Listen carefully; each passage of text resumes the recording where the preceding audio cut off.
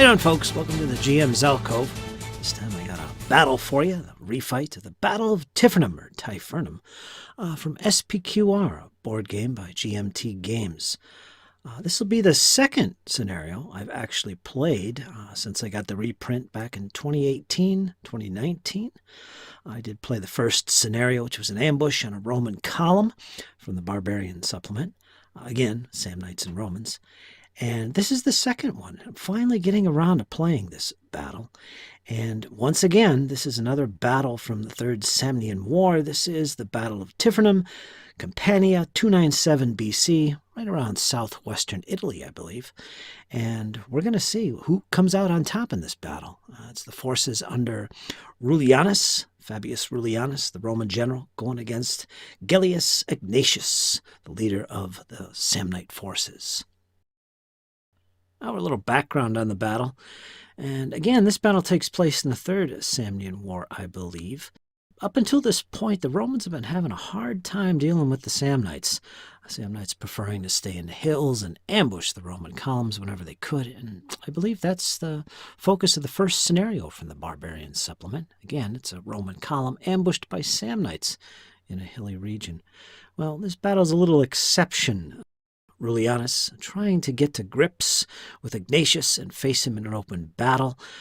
Pretty smart and on to the Samnites. He knew about their ambushing tactics and was able to avoid much of them. However, Ignatius would not come down from the hills until he learned that there was a second Roman army on the way to join up with Rullianus. That's trouble. And Ignatius felt pretty confident that he could take out one Roman army in an open fight, but not two. So he rushed down from the hills, and he was going to meet Rullianus head-on in an open battlefield, playing into the hands, basically, of the Romans. That's just what Rullianus wanted. And in this battle, what you're going to see, there is a special rule that simulates a flanking force. Now, Rullianus, being a little tricky fellow, he managed to dispatch one of his tribunes from his force, along with some hastati, to make a little flanking maneuver. And hopefully, arriving during the fighting, this would trick Ignatius into thinking it was the arrival of the second army. And historically, that is pretty much what happened, and it caused the Samnites to kind of break and falter, run away from the battle, and that was that. However, the Romans were not in a position to follow up and finish off Ignatius's army. Thus, it's considered a draw. So historically, that's what happened. So you're going to see that play out, and I'll talk about that special rule of a flanking force that's meant to deceive the Samnites. It's pretty cool. Other than that, it's a pretty straightforward fight. Romans and Samnites lined up in a relatively open landscape and moving forward and engaging. So we're going to play this out and see what happens. In terms of manpower, it's a medium-sized battle, I would think, for the era. There's about 20,000 each side. The Samnites have a slight edge, 18,000 infantry, 2,000 cavalry, going against the Romans of 16,800 infantry and 1,800 cavalry. So the Samnites do have a slight advantage in numbers. And again, it's about 20,000 each side. In terms of commanders, quality-wise, the Samnites have an edge. Romans do have more because of their tribunes, and so on and so forth. So, folks, let's jump into it. I'm going to talk about the deployment of the forces and the makeup of the forces and all that other good stuff. So let's jump into it. All right, so let's take a look at the Romans. Here they are deployed in their typical checkerboard multi-line formation. Look at the cavalry on the wings. That's the brown units. Typical Roman cavalry, nothing really special about these. Mostly effective against light infantry and skirmishers and some other cavalry. Or hitting the enemy in the flank or the rear. So that's pretty much how they're probably going to be used in this battle, if at all. Of course, this back rank here, these are the Triarii, and in front of them are the Principae, in front of them are the Hastati, and in front of them are the light infantry or velites of the army. Now, I should point out that there's two legions present in this battle. There is the blue, which is the 3rd legion, and then there is the purple, which are the 5th legion. I should point out that each legion is actually divided into 2 legions, so that you have the citizens And then you have the non-citizen legionnaires. The non-citizen legion are termed ally, and you'll hear me reference that as we play the battle. Now, the way we distinguish them within the same legion, or same color, is on the counters. You'll see right there, if that focuses, an AS slash, and then the Roman numeral 3. That is the non-citizen legion of the Third Legion. That's how you tell them apart. It's that AS symbol. Now, the normal legionnaires, the citizens, don't have that AS in front of the counter. They have just the Roman numeral, in this case 3. These are triarii, I should point out. So there is actually 2 legions within a legion, basically, and that applies for the 5th Legion as well. Now, the command, this is particular for the Romans, and it's pointed out in the main rules how the command structure works for the Romans during this era. There's basically a division of tribunes and praefecta, and the praefecta are the commanders of the non-citizen portion of the legion. The tribunes are in command of the citizen portion of the legion.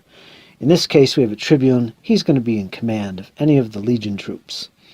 And the praefecta up here, he's going to be the one in charge of any of the non-citizen, the AS legionnaires. That's important to note.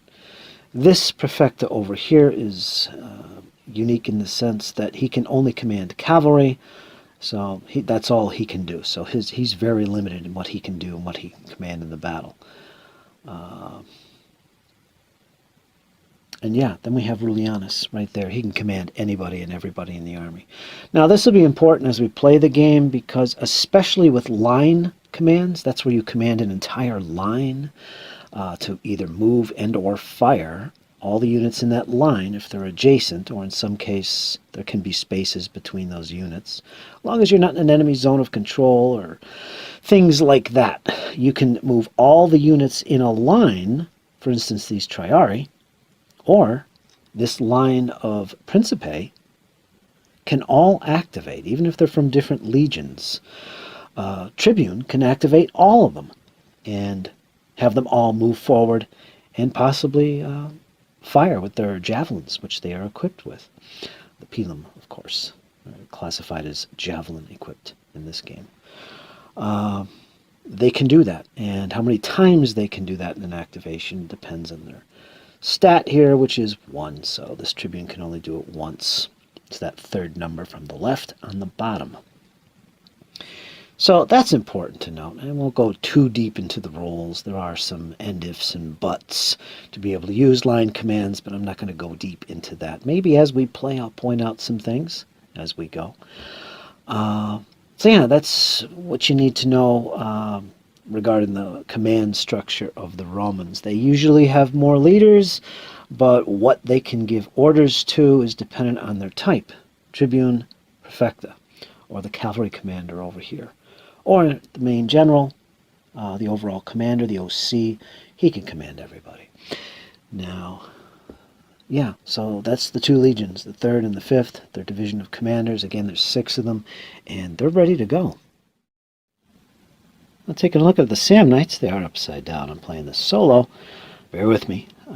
You can see these orange counters. These are the generals, or the leaders, of the Samnites, and there's only 4 of them. Remember, the Romans have 6. However, that said, the Samnite generals do have better ratings, higher initiative, higher command range distances. Again, I'll explain all that as we play the game, where it's appropriate to do so. But enough to be said that they are slightly better in ability, although there's only 4 of them. They're located here, here, here, and here. Ignatius himself, main general, is located here. I'm sure he'll come into play. He's their best commander. In fact, he's the best commander in the battle. So he's going to be quite important. The Samnites fight very similar to the Romans, as you'll see. They also have legion equivalent type of troops, and that includes these guys here. And you'll notice they are stacked 2 units per hex, much like the Hastati and the Principe did. That's because these guys have a similar ability to do so as Roman troops.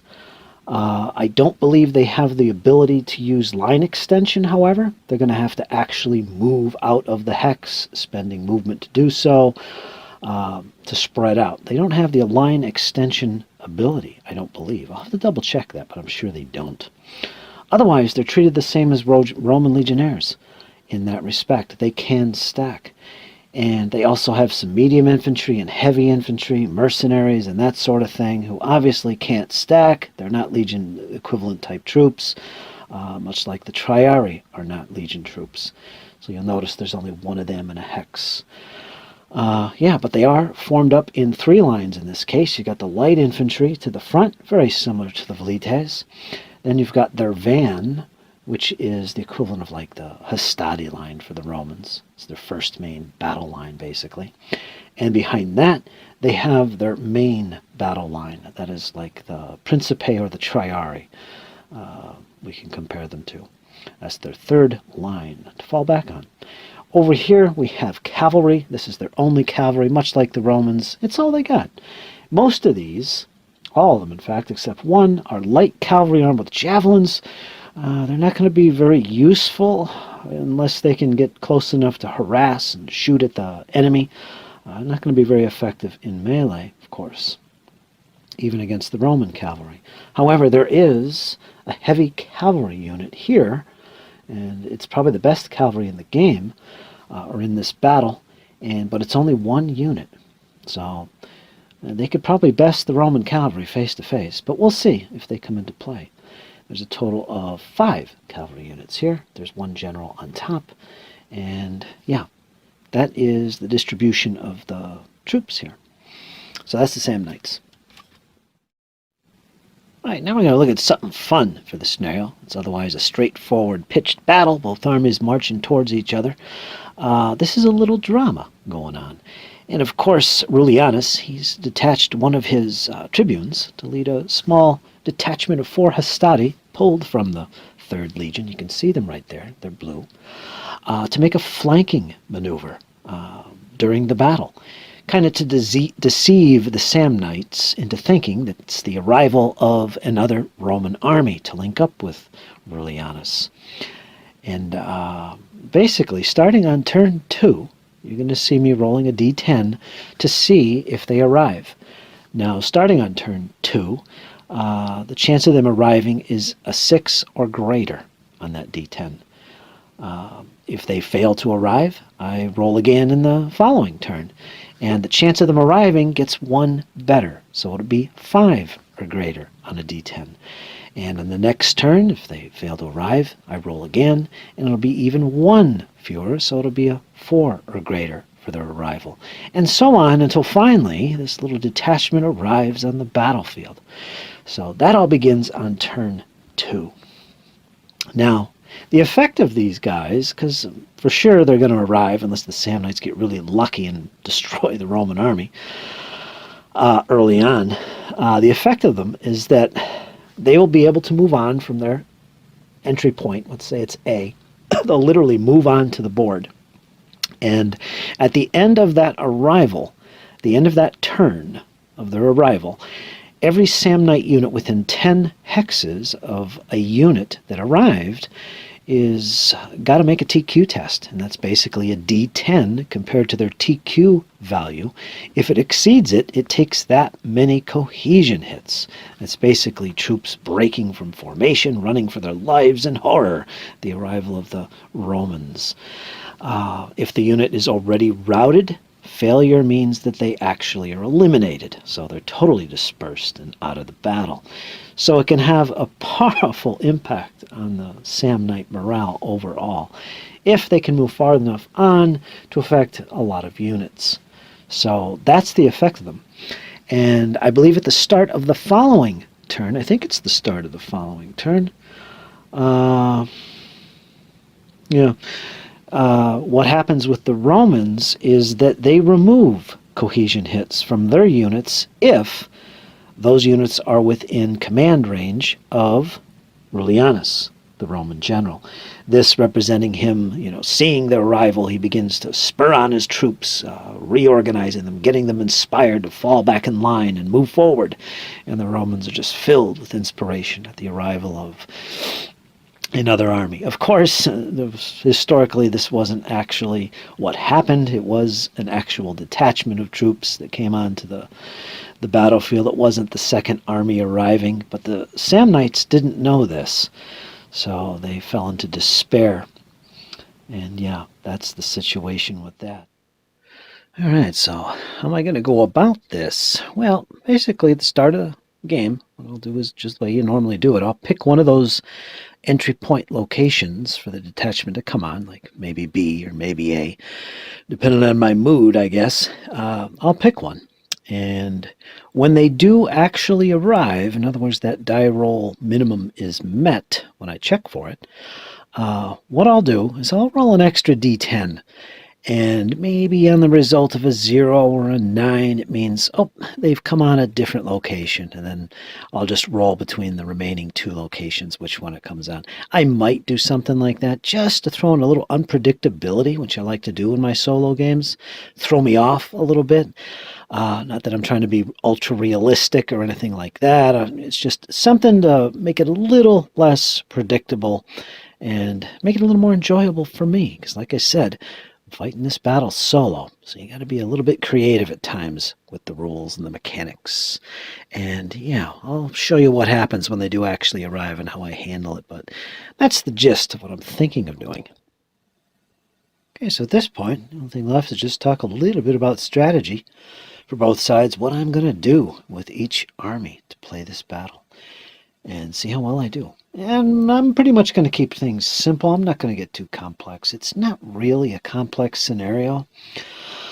It's just basically both armies lined up ready to fight. I mean, the strategy's pretty simple for both sides. The Samnites want to get to grips with the Romans and start dealing damage to them before that detachment arrives. So they kind of pretty much want to move forward and attack. And for the Romans, it's pretty much the same thing. They want to move forward and engage the Samnites as quickly as possible, pinning them as far back to the edge as they can, because that maximizes the impact of the flanking detachment when it does arrive, which I mentioned before. So they kind of don't want to sit back either. And normally what I do when I play a board game or a miniatures game solo is I kind of analyze each side's options in terms of what strategies I think are available to them. If I was the player for that army, say in a 2-player game, what would I do? What are my options? And I'll do the same thing for the other side, again, when I'm playing solo. And when there's more than one option strategically that I can adapt for the battle, I'll roll off for it. If it's at least a 50-50 anyway. If it's less than that, I'm probably going to take the other one. Or if I want to try something totally different, new and unusual, I might go for something less likely. But in this case, I'm looking at this, and both armies are pretty much going to have an attack strategy, engage the enemy as quickly as possible. In the case of the Samnites, we want to engage them, get as far away from our deployment edge as we can, and take it to the Romans and do as much damage as we can. Likewise, for the Romans, they want to take it to the Samnites and keep them pinned back as far to their edge as possible. So we're going to adapt that for both sides. Pretty simple and straightforward. Ideal, actually, for a learning game. So that's what we're going to do. As far as the actual tactics, we'll say, for both armies, how are they going to proceed with their attacks? That's the big question. Again, I think it's pretty straightforward and simple. You're going to see both forces advancing forward. You're going to see the Velites and the light infantry, the Samnites, moving forward to engage in the center, seeking out dominance so that hopefully they could start peppering the enemy's battle line with their javelins. Cavalry, on the other hand, will probably be held back by both sides. Romans, I think, have the superior cavalry in this case, but even then it's iffy. The Samnites have light cavalry, which is ideal for harassing the enemy from a distance, which they're good at. and would like to use them that way, I think you might see 1 or 2 units of Samnite Light Cavalry helping out their light infantry in that role. But not to overcommit the Samnite Cavalry. We still want them there, but we don't want to entice the Roman cavalry forward. Yeah, so I think the cavalry won't get engaged too early, unless it's to support the light infantry fighting. And we'll see what develops from the light infantry engaging in the middle. But I think for the most part, the Romans and the Samnites, they want to move forward as quickly as possible and engage the enemy. Maybe one army will, probably the Samnites actually. What I'm going to do is attack an echelon and withhold their right flank, which is the flank with the cavalry, because I don't want to get wiped out over there. That is their weaker flank, I would suspect. So I think they might attack or advance in echelon, leading with their left flank. So I think that's the way I'll go with them. So yeah, so that's the general strategies that I'm going to adopt. Pretty straightforward, pretty simple. Now, next up, I don't want to get too deep into the rules, but I do want to give you some idea of how the game flows, basically its sequence of play. First of all, when we get into turn 1, how it works is we start off with what's called the leader activation phase. Literally, the lowest ranked in initiative leaders go first, and it ascends from there, so that the last ones to go in a turn are the highest initiative rated leaders. Looking at this army, the Romans have the lowest rated initiative leaders. In fact, there's 2 of them here. This Prefecta, who has an initiative of 2, and this Prefecta over here, who has an initiative of 2. They're going to be going first, and they're both the same initiative, so the Roman player will choose one to activate first. Basically, what you do is when you activate a leader, he can give either line orders, line commands as they're known, or he can give individual orders. All the commanders in this battle can only give 1 line order per activation, and that's it, so it'll be easy to remember. And what that is that this Prefecta, for instance, could give a line order to all the velites in one go. They can move and or fire. It's a very efficient way to get troops up and at them, and that's what line commands are for. Individual orders is a second option. He can do that instead, and the number he can give is 2. He can give 2 individual orders to any units he can command within his command range, which is the first number on their counter. It's a 3 in this case. So any units that he can command that are within 3 hexes of him can be given a line order, an individual order. Individual orders are things like rally, recover from cohesion hits that might have suffered, or move and or fire, or just sit and fire. It's a lot of different options a unit can do, and those are done through individual orders. An initiative of 2 is very low. If we look at Rullianus, he has an initiative of 5. Not only does he go later in the turn after the lesser commanders or lesser initiative rated leaders go, but he can give up to 5 individual orders in an activation. And like I said, all the commanders in this particular battle can only give a maximum of 1 line command in an activation. So there is that. So that's how it progresses. After the orders phase is done, you resolve any shock combat. That's where adjacent opposing units fight in melee. We'll get into that as we play. Once all those are resolved, we go into what's called the momentum phase. Now this is a fun part of the game. A leader who has just done his activations, okay, let's say he did his single line command, or he completed his 2 individual orders for the turn. After the shock combats are resolved, following all that, there's the momentum phase. And what momentum is it's a chance that he, instead of being flipped to his finished side, which means he's done for the turn, which you do on the completion of his order phase and shock resolution, he instead can attempt to go again. And he can attempt to go again up to twice per turn. So basically, a leader can go up to 3 times, giving out individual orders and moving guys and all that sort of stuff.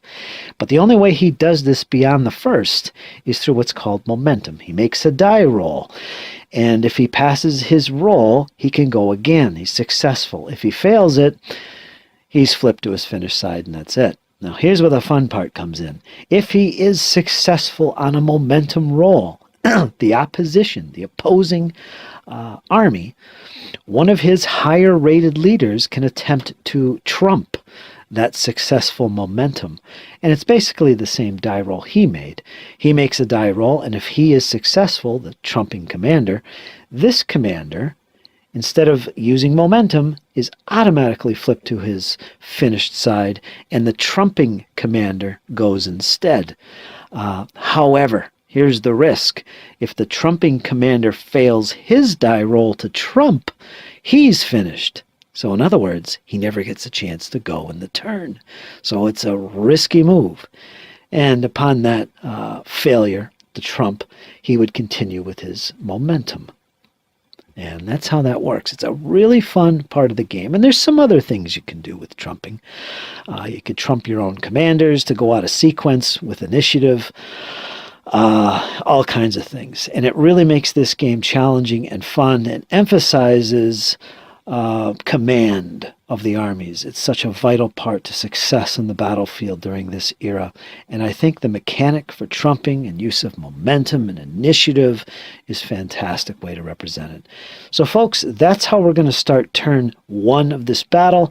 You're going to see me activating the lowest rated initiative leaders in the battle, which happens to be the Romans, basically the tribunes and prefecta, and then it's going to go to the Samnites, and so on and so forth, back and forth. And you're going to see them activating units, moving lines of troops forward, resolving shock combat, and so on and so forth. So that's just a quick rundown of how it works. And when I get through the first turn, I will show you the actual turn sequence and describe it, and so you can follow along and get the gist even more of how the game plays. So folks, that's the strategies, that's the basics of initiative and the turn sequence. I think it's time we jump into the battle. Okay, folks, that's a look at the deployment and the strategies I'll be utilizing in the battle. One of the things I will do when we start the first turn is, as the Roman player, I'll choose one of those 3 entry points for the flanking force, which will probably be B. We shall see. I'll think about that.